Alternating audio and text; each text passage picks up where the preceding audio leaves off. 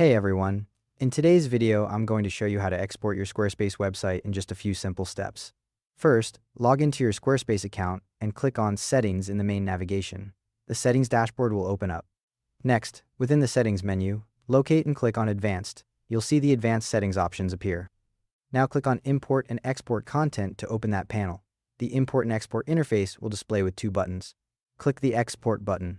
A pop-up window will appear showing the WordPress logo. Click the WordPress icon to start the export. The export process will begin, and just so you know, even if you're not moving to WordPress, you still need to click this icon. The file only exports in WordPress format, but you don't have to use it with WordPress. If you have more than one blog page on your site, you'll see a message asking you to select a primary blog. Choose one from the drop-down menu, then click Export. If you only have one blog, you won't see this step. Wait for the export to process. You'll see the progress on the left side under the Import-Export buttons. This usually takes a few minutes depending on how much content you have. Once the export is complete, a download button will appear on the left side. Click it to download your file. An XML file will save to your computer with a name like Squarespace WordPress Export, followed by the date.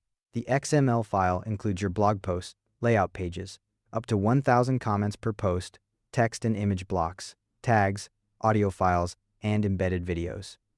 However, it won't include your site's design, templates, or custom styles. Those rely on Squarespace's platform. Product pages, album pages, event pages, and some block types also won't be in the export. If you need to export product details separately, you can do that from the Commerce section, which creates a separate spreadsheet file. A few tips before we wrap up. Save your exported file in a secure location. It serves as a backup of your content and makes it easy to migrate to WordPress later. If you're planning to move platforms and your import is successful, you can then cancel your Squarespace subscription. And remember, this XML file is primarily for your posts and pages. If you have a store with products, you'll need that separate commerce export we mentioned earlier to get your product catalog. And that's how to export your Squarespace website.